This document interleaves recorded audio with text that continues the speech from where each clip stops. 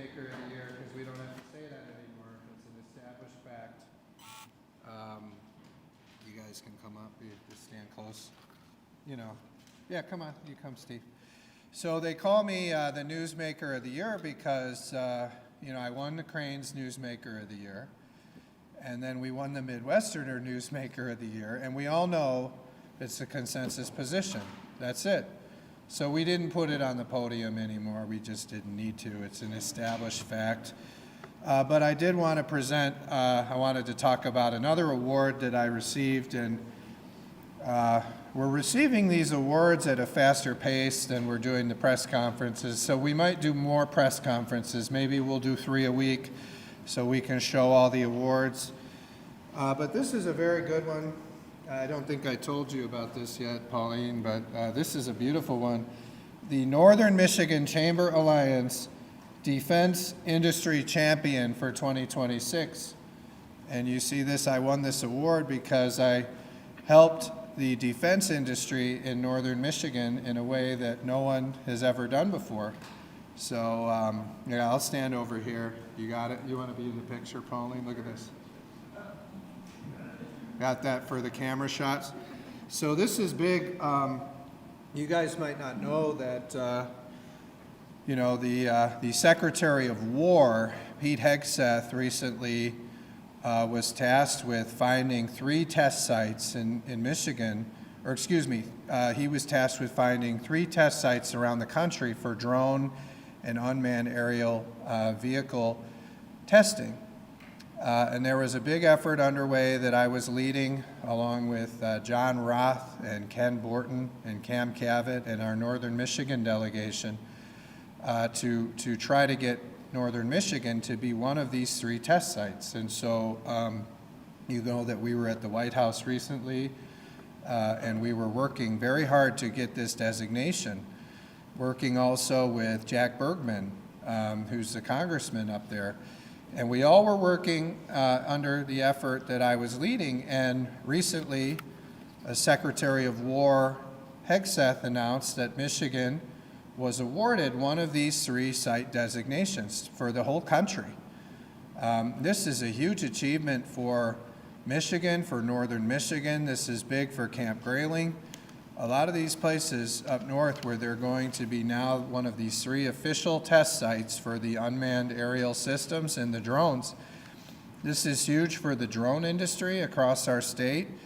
And it's a big one for Northern Michigan. So recently, the Northern Michigan groups gave me this award for really leading, and it's the first award they've ever given. They said, what you did, Speaker Hall, was so critical to Northern Michigan and our defense industry that we created this award for you because what you did made a huge difference for Northern Michigan. I mean, for now, Northern Michigan is going to be on the map for the whole country for drones, for unmanned aerial systems.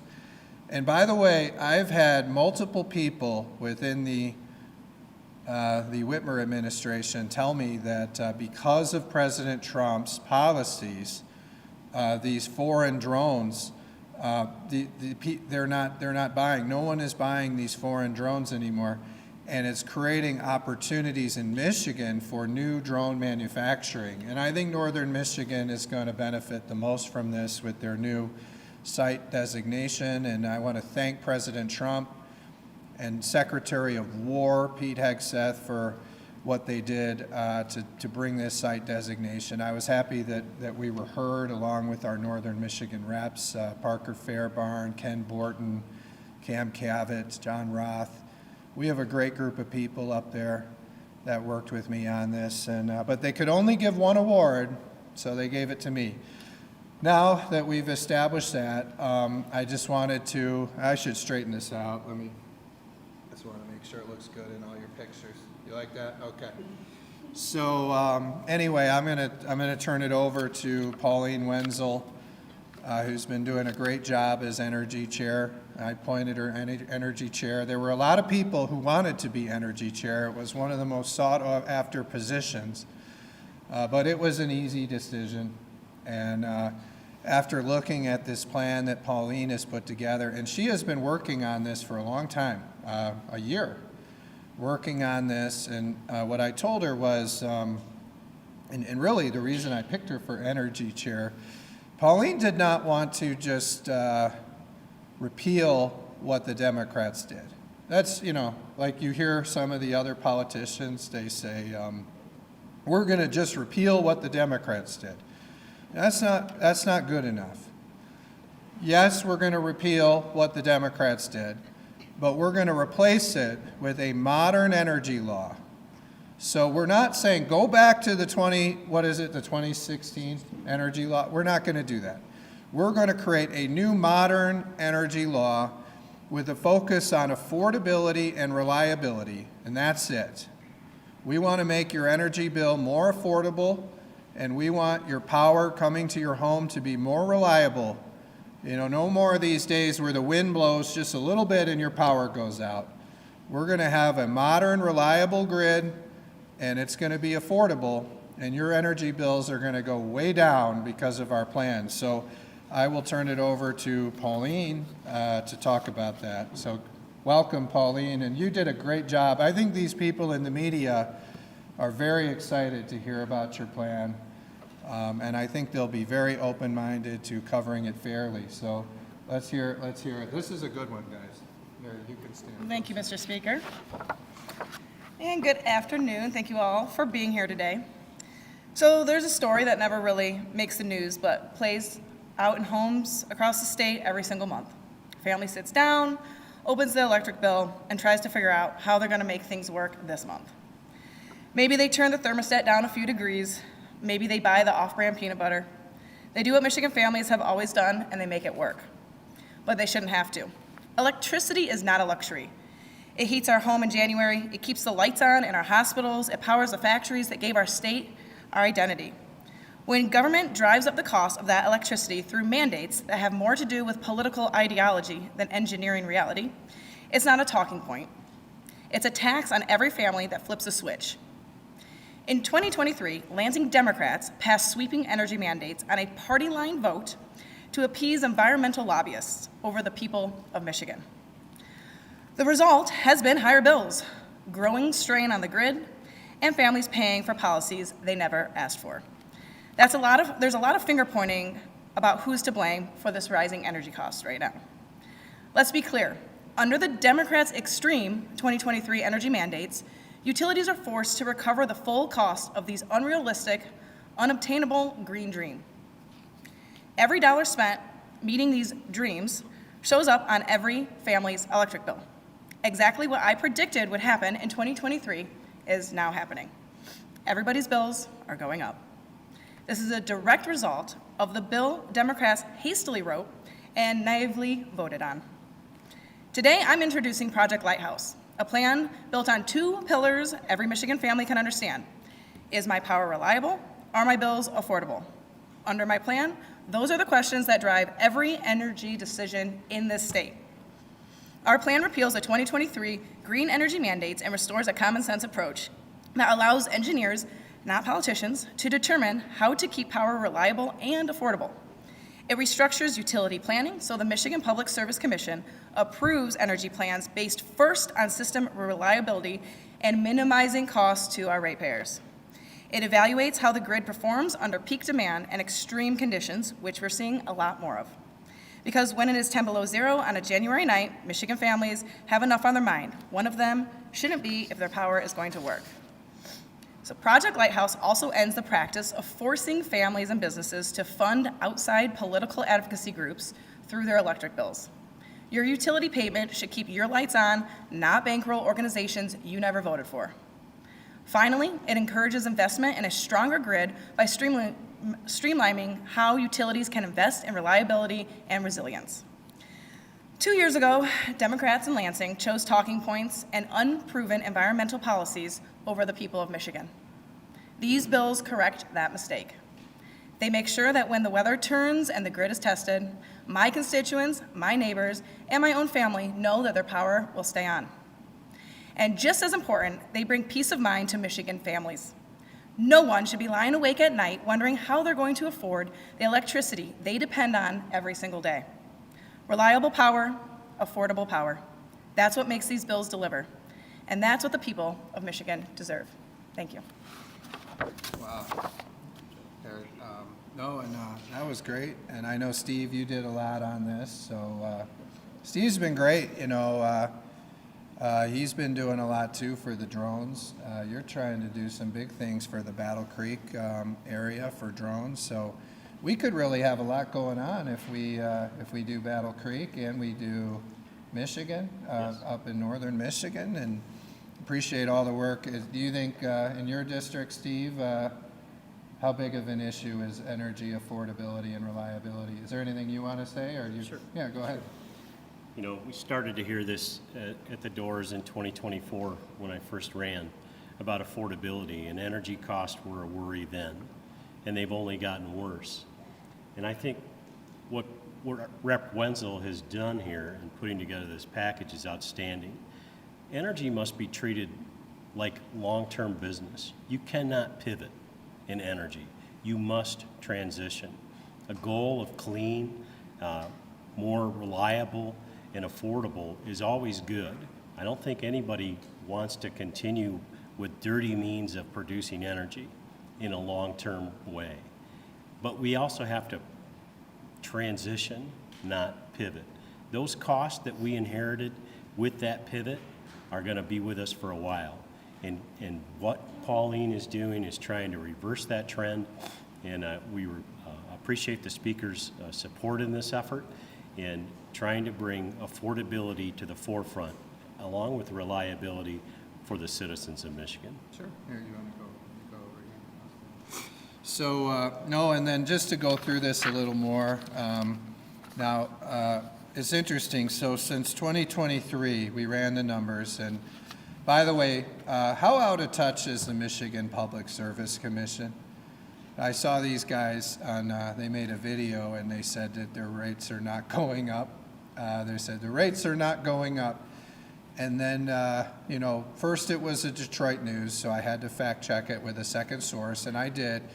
And I found out the rates are going up. The rates are going up much higher, and the Michigan Public Service Commission, they're trying to cover it up.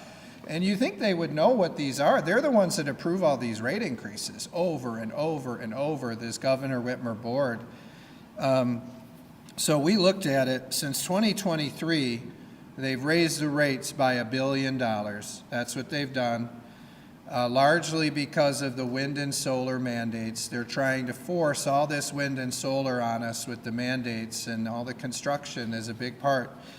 And so with our plan, we're forcing the utilities to lower their rates by $1 billion. So we're wiping out all those fee increases that have occurred since 2023. And then we're going to force the utilities to freeze their rates for at least 2 years after that.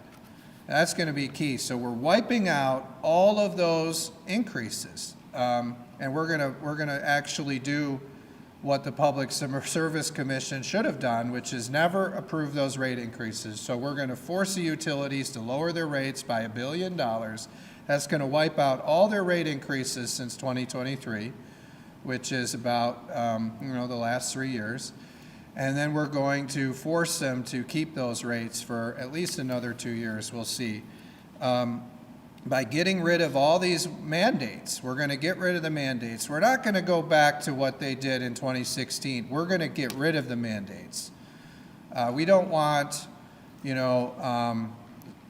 just want what's affordable and reliable. And if that's natural gas, if that's nuclear, fantastic.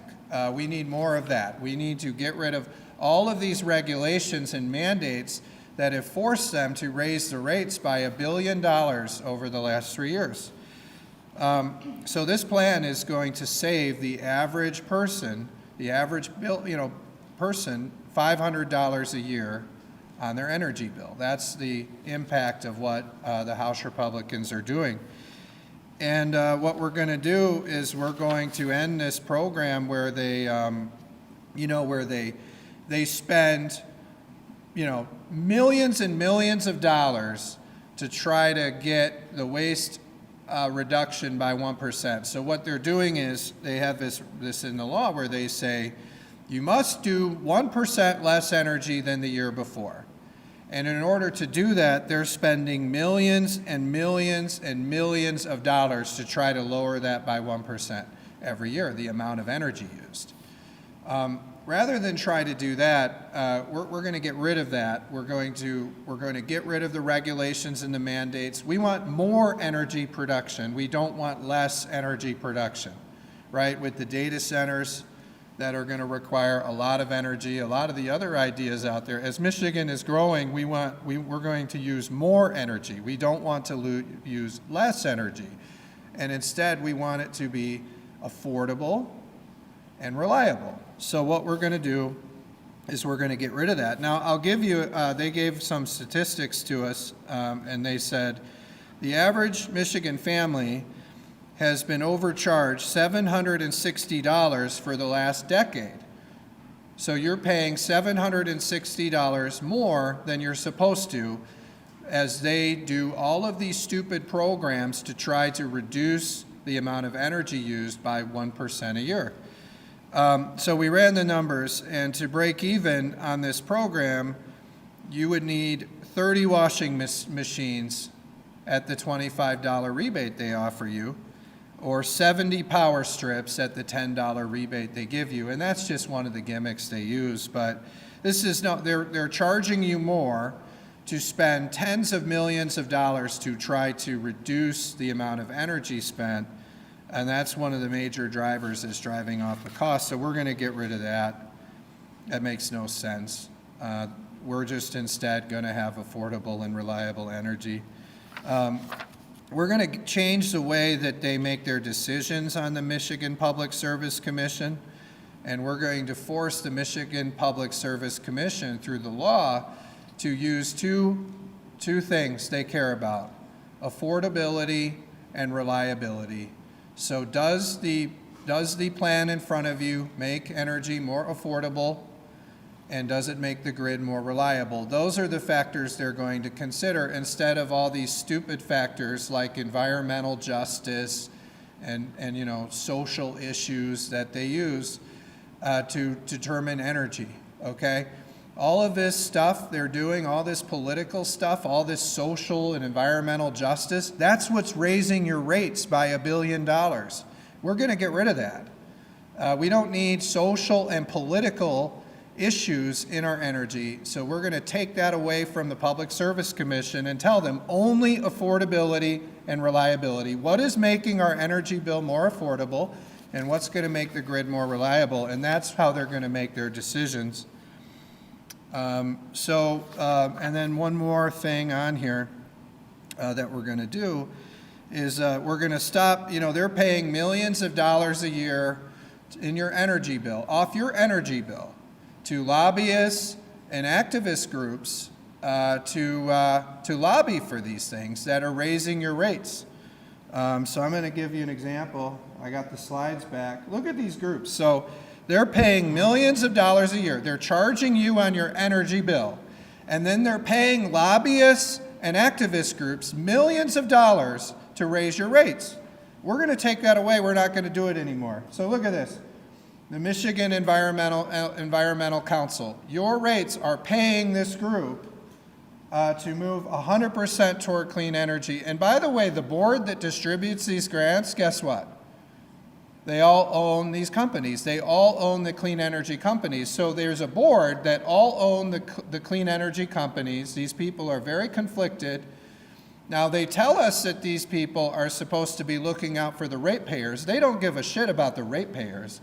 Instead, what they're doing is they're paying lobbyists and activist groups, and they're paying them to raise your rate. They're using your money to force all this political and social justice on you and to raise your rates. It's really crazy. Look at this group's solidarity that they're paying, that you're paying, really, the ratepayers. You're paying this group, and they say, any solution to racism and capitalism must also address the climate problem, and vice versa.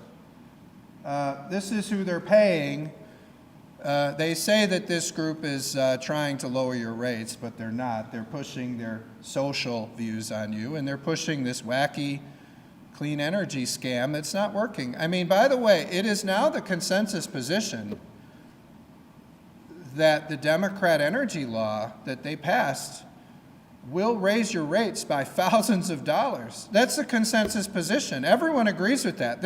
Now, when Pauline got up, and I think it's the only floor speech Pauline's ever given, maybe when we pass this, we'll get another one. We'll see.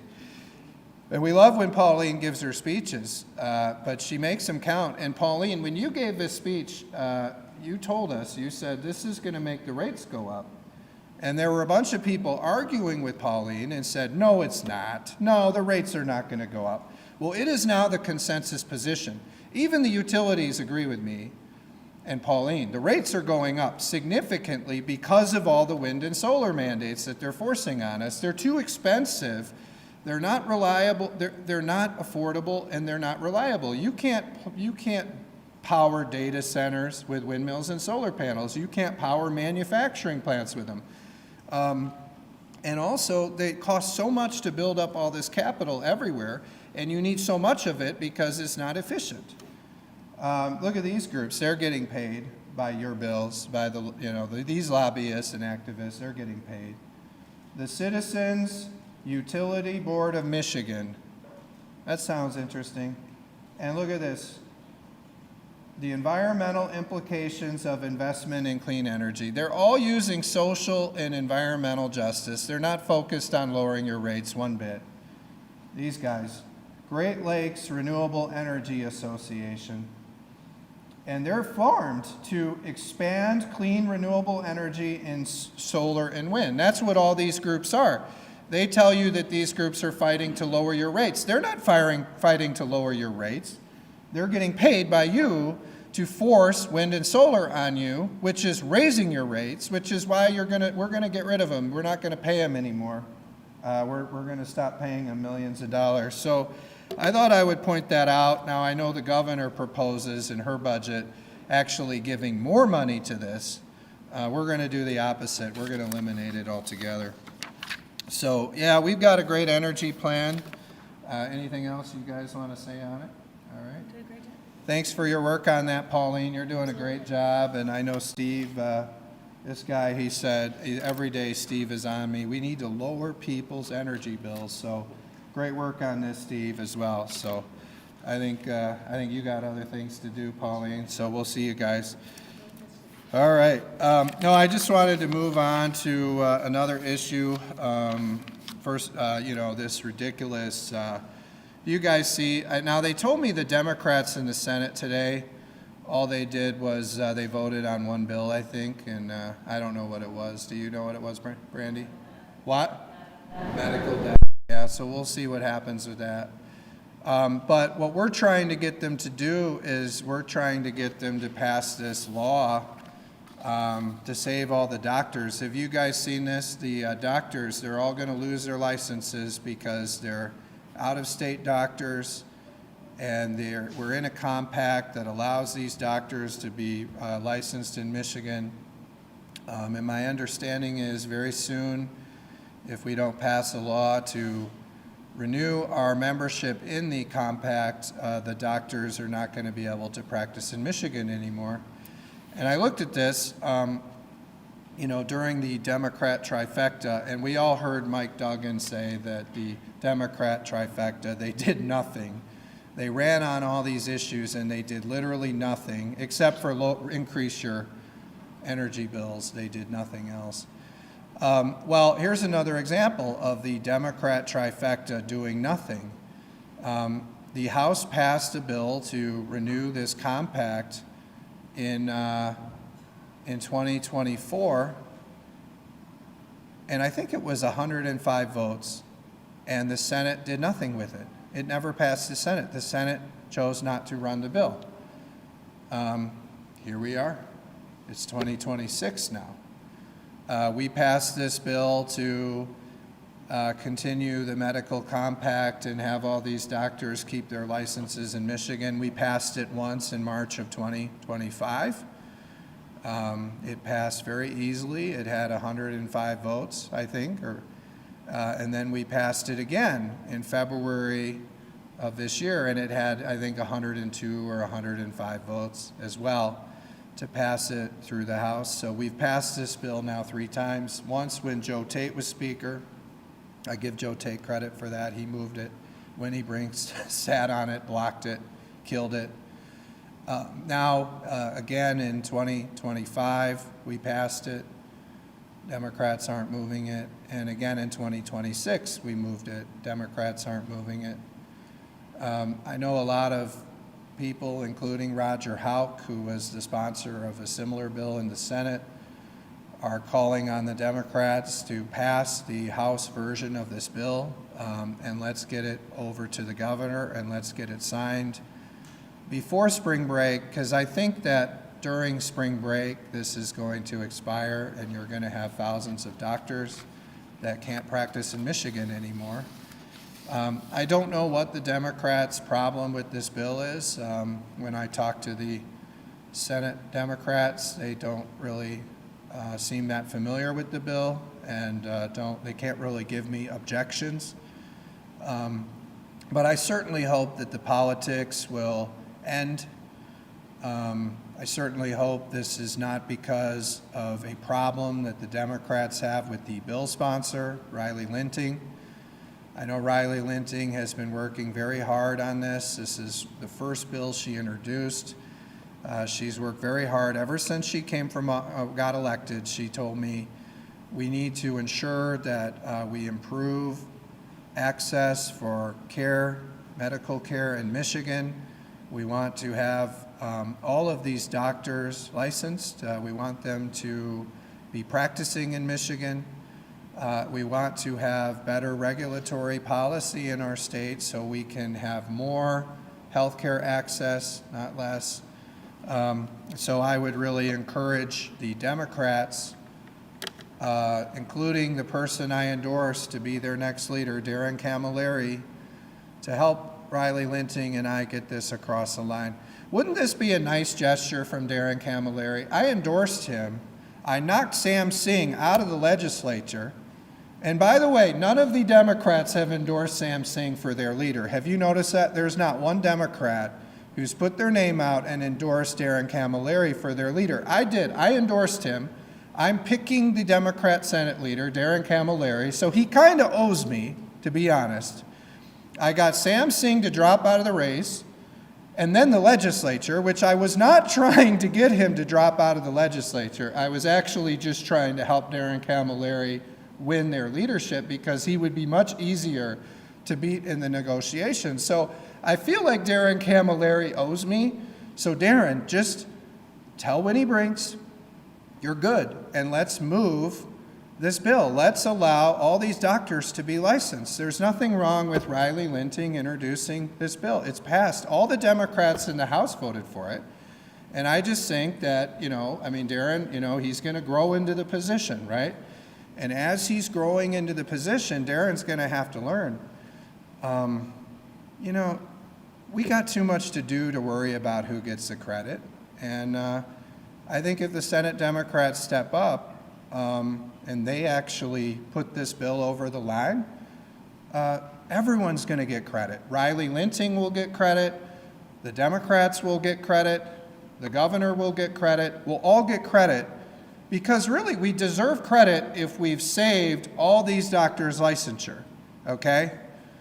We don't need to not solve the problem and then blame each other. Let's work together as a team and let's solve this problem. And I think this is an opportunity for Darren to demonstrate that he's capable of the type of leadership that I saw in him when I endorsed him and chose him to be the next Democrat Senate leader. So we'll see what happens there. I wanted to applaud what Governor Whitmer has done. With her visit yesterday to meet with President Trump. This was a fantastic team effort. I had some concerns with Governor Whitmer, and I expressed those to her as well as publicly about the decision to not go to the White House with the National Governors Association. I didn't agree with the way she handled that. I think she went to the Olympics instead. But fortunately, I've had a number of private conversations with her.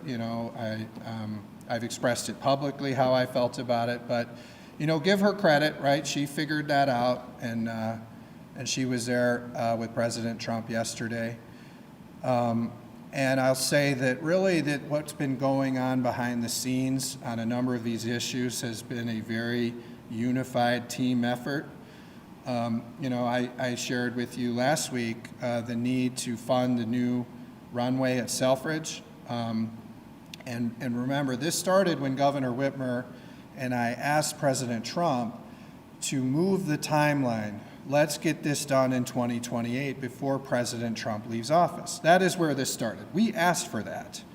He committed a fighter mission. We asked him to speed up the timeline. And we saw, and I don't know how David Eggert does it, but this guy, he's got incredible ear to the ground. So he found this letter that he published in Cranes that said, it showed exactly what we've been talking about. It showed the commitment from the Air Force to meet the new timeline.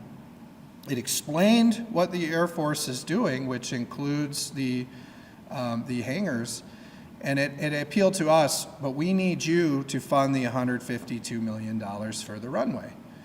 And so if there's some kind of miscommunication with Kevin Hertel and the Senate Democrats, I will say that Kevin Hertel and the Senate Democrats have not been an active participant in this team effort, okay? Now, we're seeing some of that confusion play out. I saw a comment from Kevin Hertel in that story yesterday where he says, we'll just do this in the regular budget. I'm telling you, if we wait to do Selfridge in the regular budget, even if it's July 1, we will not meet the timeline. And Kevin would know this if he was an active participant in these conversations, which he's not. He has no idea. But if you were to talk to the team members that are actually working on this behind the scenes, see, this is a difference between a politician who just takes credit but isn't doing anything, and the ones that are actually carrying water around here and doing the work. And that's why I win all the awards. I didn't come up here and talk about this. They gave me the award, and then I'm telling you, but this is an example. We've been working behind the scenes to get this drone designation for Michigan. Well, likewise, you see that letter David Eggert had? It's dated, I believe, in December. So we've been working on this for many months, and then in December, we got the commitment from the Air Force that we were going to meet the timeline, or that they were going to meet the timeline if we funded the runway. Now, in order to get this done and not put the Selfridge mission in jeopardy, we've got to do it by the end of spring break. If we wait to do it under the plan that Kevin Hertel has laid out and the Senate Democrats in July 1, this will not happen during Trump's presidency, and it's at risk. That's just the facts of the timeline that we have been given. So we've got to get this done by the end of spring break, and the Senate missed an opportunity to pass it today because they were only voting on one bill, and they're not here the rest of the week is what we've heard. So we got to get Selfridge done. I know there were a lot of questions last week. I think that this letter that David Eggert found cleared up a lot of the confusion. And this has really been a team effort with myself and Governor Whitmer and the U.S. Senators, Slotkin and Peters, Lisa McClain, John James. We've all been working toward this. And the way it started was Governor and I met with President Trump. We asked for a new fighter mission for Michigan. He agreed. He came to Selfridge. Then the governor went back and said, hey, we need to do this before you leave, President. Can you move up the timeline? President agreed. Then the Secretary of the Air Force reached out to me and said, to meet the timeline, I need you to get us a runway. So the governor and I talked. We talked with our U.S. senators. We talked with members of our delegation like Ron Robinson, Alicia St. Germain, And we worked together to secure this commitment in writing, which apparently David Eggert found and put that out there. So we have that commitment in writing from the Air Force. They'll meet the timeline if we cover the runway. We need to cover the runway, but we need to do it before spring break is over. We can't do it during the timeline laid out by Kevin Hertel. He's jeopardizing the mission. You know, if I don't know what's going on, I ask somebody before I start talking, and I think Kevin Hertel could learn that lesson. Totally has no idea what he's doing, and don't know how he's gone as far as he has, but you know, he's good at taking credit, but not good at doing the work. So then, as we move forward, I think the work we've been doing on FEMA has been a team effort likewise. You know, I was at the White House recently, talking to the White House about getting this FEMA funding. I know our members like Ken Borton and Cam Cavett and Parker Fairbarn, many others were working this issue.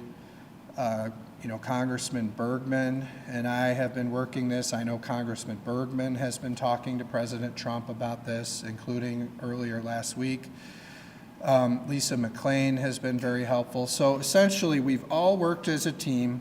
We've all been working with a unified message on Selfridge, on getting this FEMA funding for northern Michigan, and on the Asian carp. You know, I was on the phone last week with the Army Corps on this, working to help the efforts to continue this commitment that President Trump made from us. So I'm grateful to the governor yesterday to be there to help us close this deal, what was really a team effort and a great outcome that we're getting this FEMA funding for Michigan. So I'm really pleased to see that. I hope we get the runway done.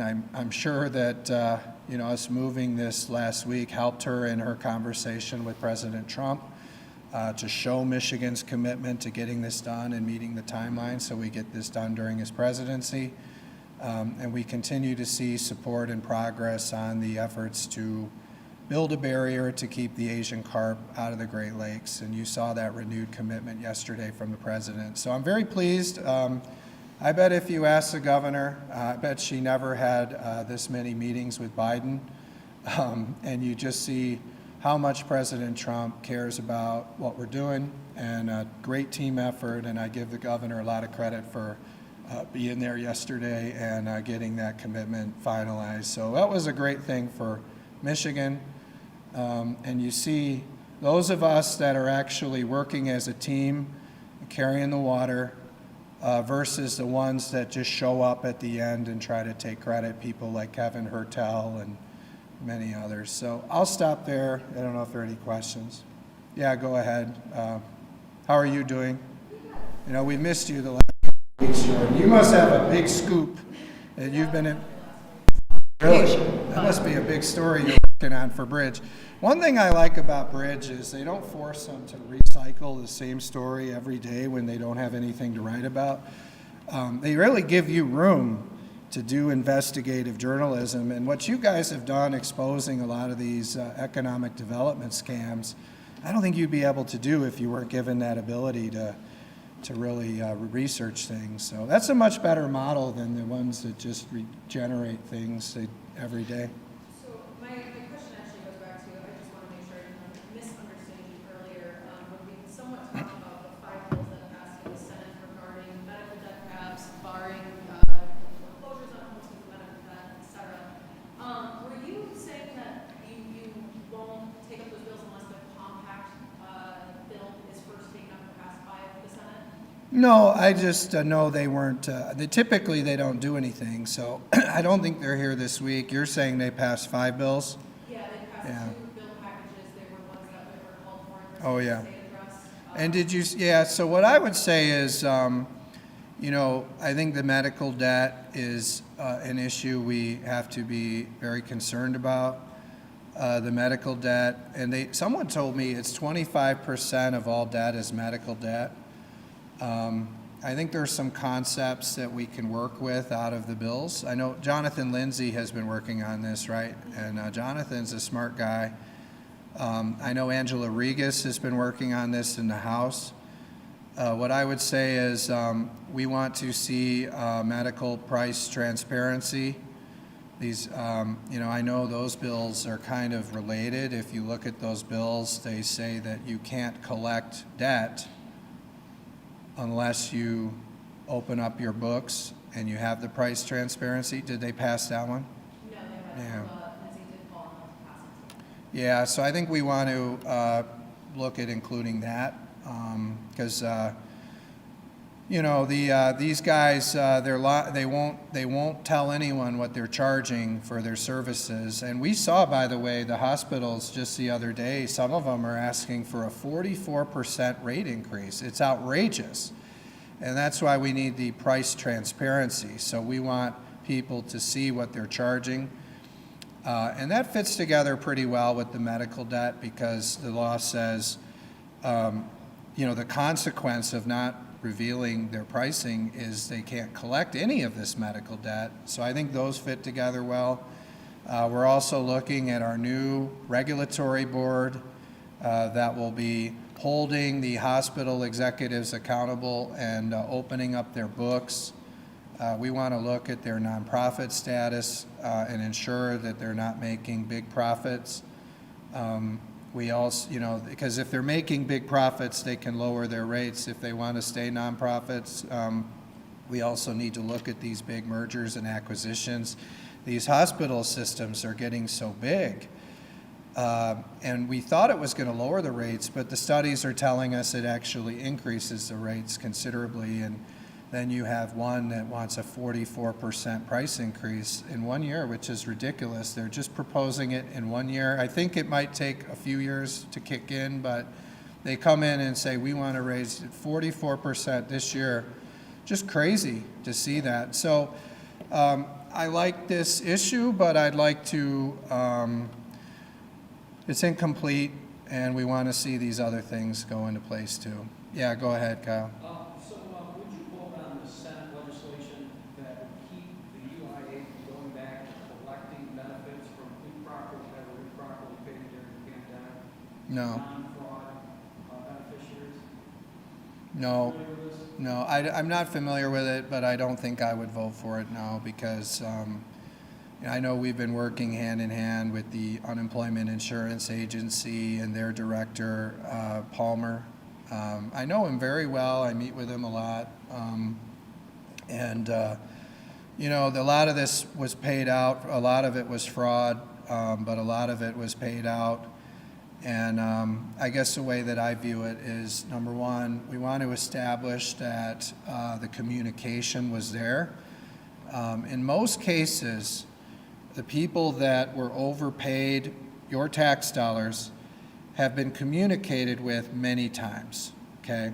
And this has been going on for years, and there was a lawsuit on it, and this all has been adjusted based on what the judges said. So essentially, my understanding is they're communicated with many times over many years. And if they should come up with reasonable payment plans that based on the communication that recover this money for the taxpayers, because the taxpayers and a lot of the small businesses paid this tax to get this money. Then the Whitmer administration pays it out through fraud, through mismanagement. They just pay it out to everybody, people that are not eligible, just like they do with many of the welfare programs. They pay it out to all kinds of people that are not eligible.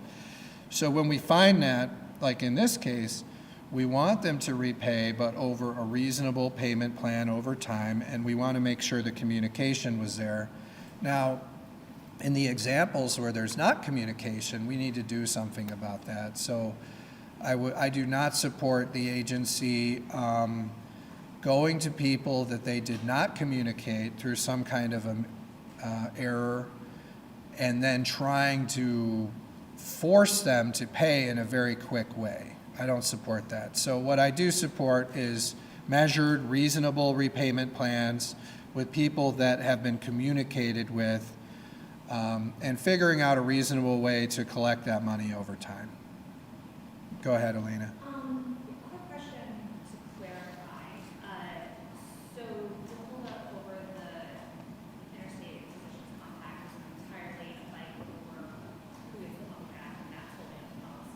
I don't know. I'm just saying if that's the reason, I think it's an opportunity for Darren Camilleri to be a leader, something that he's not become yet, but he could become.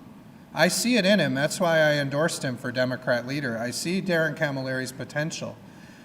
He could be much better than Winnie Briggs. But there is also an identical Senate bill sitting in the House. But the sponsor, Roger Halkas, said, I think we should pass Riley's bill. Who gets the public acts to prevent this policy from passing on time? I don't think so, because I think Darren Camilleri will take the opportunity and he'll go to his leader and say, you know what, we all get the credit when we accomplish something. The Democrats are focused on the credit when they don't do anything. I mean, look at Kevin Hertel on Selfridge. He's not doing anything and he wants the credit. Well, I think Darren Camilleri has the opportunity to lead the Senate Democrats out of that and to say, hey, if we get it done, we're all going to get the credit. But more importantly than if the politicians get the credit, the doctors are going to get their licenses, and people are going to get the care that they need, especially in these communities that don't have enough doctors. So I think Darren will see the light, and I think he'll persuade. I think that we'll see the bill move, and I'm very, very happy that I think we'll see that. Yeah, go ahead. Another, so this plan is essentially repealing the 2023 energy plan, is that correct? Repealing it and replacing it with a modern energy law. So what some people say is we should just go back to the 2016 law, repeal and go back to the 2016 law. What I appreciate about what Pauline has done and what I asked her to do is she's not going back to the 2016 law. She's repealing the 23 law, which has raised costs and not helped reliability. And she's proposing a different law that learns from 2016 and 2023 and is different than 16 and 23. And that's what we need to do, not to just repeal what the Democrats did, to learn and update from both 16 and 23.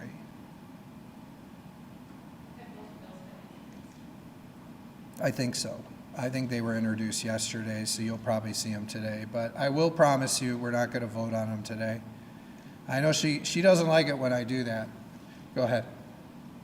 Yeah, Ben.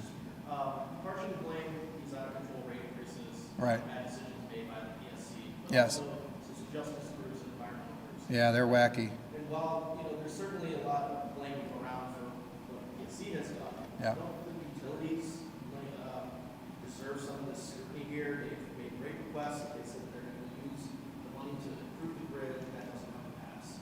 They take a lot of our money to lobby you guys to let them do whatever they want, and they do. So how much does corporate greed factor into all of this in their decision making? And are you going to hold the utilities accountable for this? Yeah, well, that's a great question. And that's why the corporate greed, that's why we're going to force them to lower their rates in the law. Because you imagine, so what the old Republicans did, these were the loser Republicans, like the Jeb Bush, Romney Republicans. What they did is they would lower all these costs for the utilities. And then they would not require the utilities to lower their rates. And what you would get is, a business, a corporation would get all this benefit through lower costs, and then their profits would go up. That's why, the new Republicans, these are the Republicans that I'm leading that are fighting for working families, inspired by President Trump and looking at we need to be fighting for working families, not big corporations. We're saying we'll lower the costs. We'll take a lot of the costs out of there, like the wind and solar mandates and the property taxes, because they're going to benefit from our property tax cut. But then we're going to require you to lower your rates so your margins don't go up.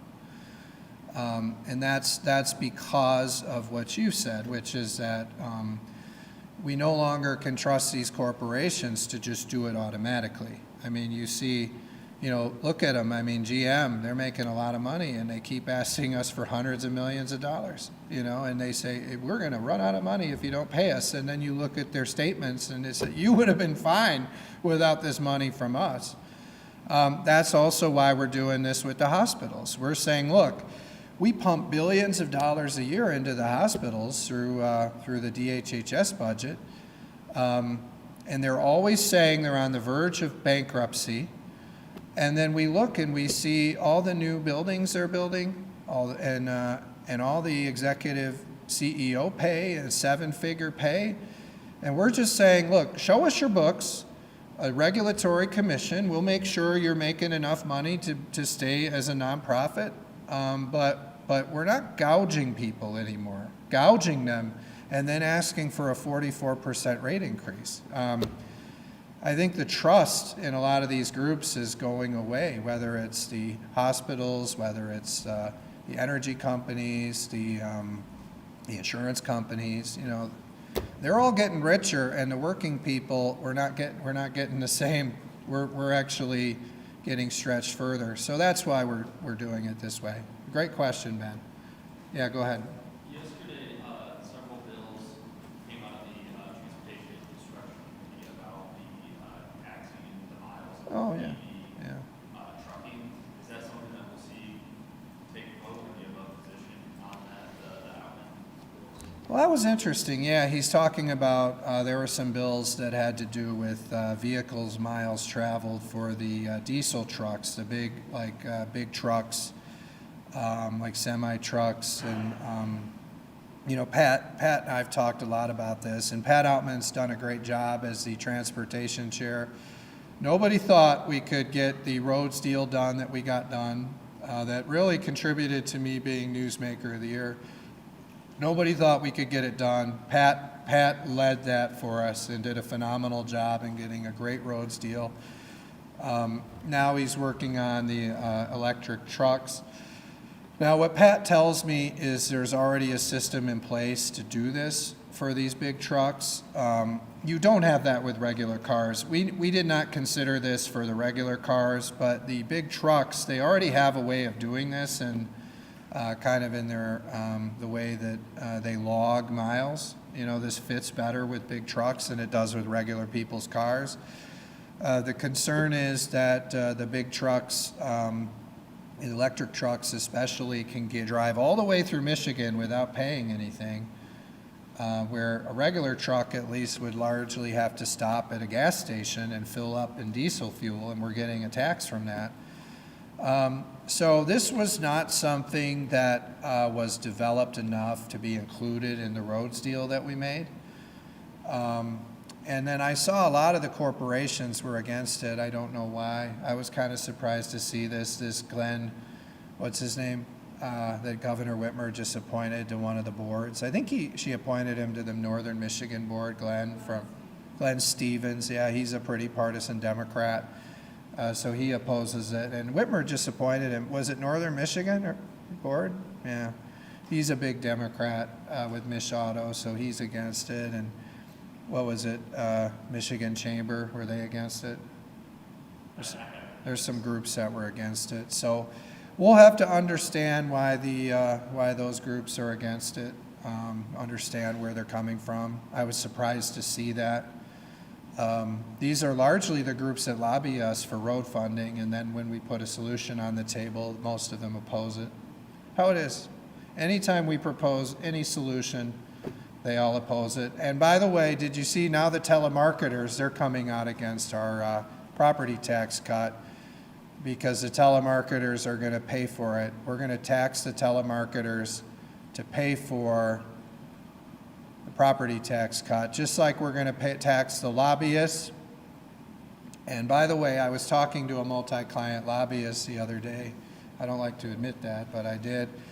And they were there with their client, and they were trying to say the client would pay. I said, no, the client won't pay. You guys will pay. You guys will eat the 6%, and you guys will pay, the multi-client lobby firm.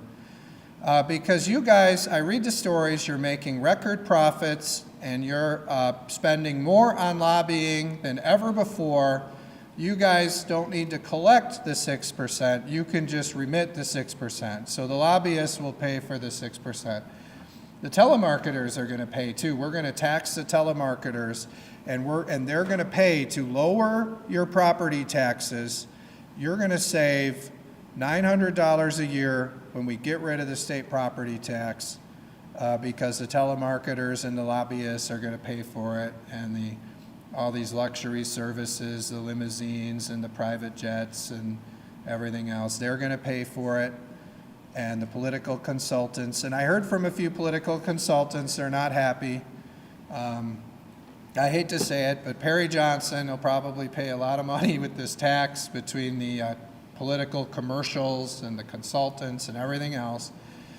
And I do want to thank Perry. Perry Johnson has really embraced some of my property tax ideas, and he's been very positive on my efforts to cut the property tax, to eliminate the state property tax, to get rid of the real estate transfer tax, which is going to save you probably $3,000 per time you buy or sell a home in your closing costs. To end the pop-up tax, which is forcing people to stay in their homes they don't want to stay in because their taxes will go up 2 or 3 times if they sell their home. We're going to get rid of that.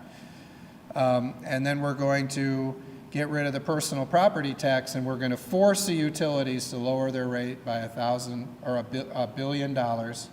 That's going to result in $1,100 of savings and they call it Help Up. Hall effectively lowering property taxes and utility prices. Help Up, that's what they're calling it. Hall effectively lowering property taxes and utility prices, that's what they're calling it, Help Up. And it's gonna save you $1,100 a year. And by the way, the plan that Pauline is working on is gonna save you $500 a year. So this stuff starts adding up.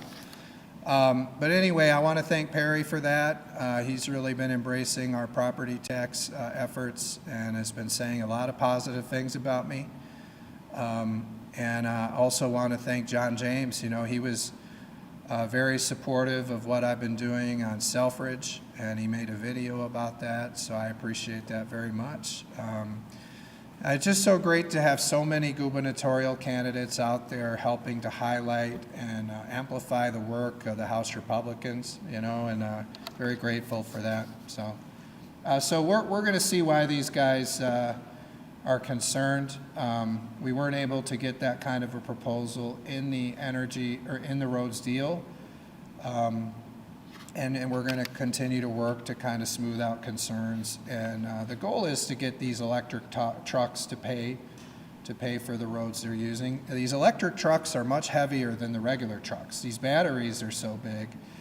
And as they become more, there are more of them, as there are more electric trucks, they're going to start really wearing down the roads. So I appreciate what Pat's doing. He may not be something that gets done this term into law, but he's leading the way, just like he did on the roads deal. So we're going to keep working with Pat and working to smooth out concerns and try to figure out a good way to get them to pay. Did you have something, Colin? Yeah, I was curious about the $1 billion utility. Yeah, we're going to force them to do it. Yeah, because you mentioned that's going to be part of the now Help Up plan. Yeah. The trails we're talking about for the Lighthouse. I'm wondering, I guess the mechanics of that, is it just they're paying less in property taxes, so you take that savings and then they just give that money back? How's this going to work? Is it going to be consumers, all utilities, period? Yeah, so we're working on all the mechanics. But yeah, we're going to force them to lower their rates by $1 billion, which is going to wipe out the $1 billion they increased their rates over the last 3 years. So we're going to basically refund the people of Michigan, give them their money back. And then we're going to force them to freeze their rates for 2 years. So we're working on all the mechanics. It would make sense to do it in the manner that they receive the property tax benefit, but we're working through all that as well. So, well, it was initially part of the Help Up plan, the Hall effectively lowering property taxes and utility prices, and it's something that amplifies the energy plan. So we're highlighting it today because it amplifies the energy plan. But it was initially part of the property tax plan, and I don't think you can talk about energy without including it. And what we're doing is we're lowering costs. We're lowering costs on your property taxes. We're lowering costs on your energy bill. And we're tackling healthcare. We're going to lower your costs there, make life more affordable. It's going to be really good when we do it. Yeah, go ahead, Remington. I don't know if you've heard anything on this. Stryker, based in Kalamazoo, was hacked today. Oh, wow. Some suggestion that it might have been Iran. Have you heard anything? Oh, wow. Any discussions with the company or? No, not yet. I think we were, not able to talk to them yet, so I'll have to look into that. Thanks for that, Remington. Is this something you're concerned about, these possible attacks of Iran by either physical or cyber? Yeah, of course. Yeah, we're concerned. We'll have to learn more information. I have a great relationship with Stryker. They're headquartered in Portage, but we've just been in meetings today, so I didn't get a chance to talk to them yet. But it's something we're going to look at. Yeah, go ahead, Kyle. Yeah, do you support shifting Michigan's primary election from August to May? The Senate committee just moved out a bill today on that. No, I don't support moving the primary from August to May. I didn't know they moved it. I think, they should focus on other things like moving our plan to give doctors their licenses, to allow them to continue to practice in Michigan. We're not going to do moving the primary. I don't plan to do it. They want to game all these things. They move the dates around to try to game things, make it easier for the politicians. But I just think we have bigger problems like what I'm working on, lowering energy bills. And by the way, they created a lot of these problems. I mean, like Mike Duggan said, the Democrat trifecta, they did nothing. I mean, the only thing they did is they raised energy prices. Now we've got to lower the energy prices back, erase what they did, and really tackling health care and property taxes. That's what we're going to do. So, anything else? All right. Were you guys excited Pauline was here? That was cool. We haven't had her here before, so hope we gave you something to cover. All right. I know. It's great to have you here, Kyle and Ben.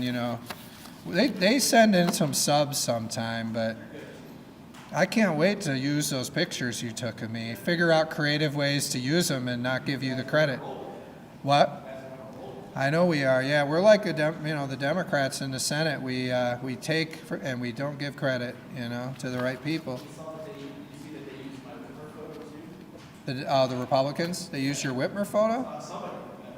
Was it a nice photo? It was not, it's turned into a not so nice photo. Really? It was Oh my gosh. Oh. Well, you could be a photographer if you weren't such a great writer. Oh, okay, yeah. All right, thanks guys. Yep.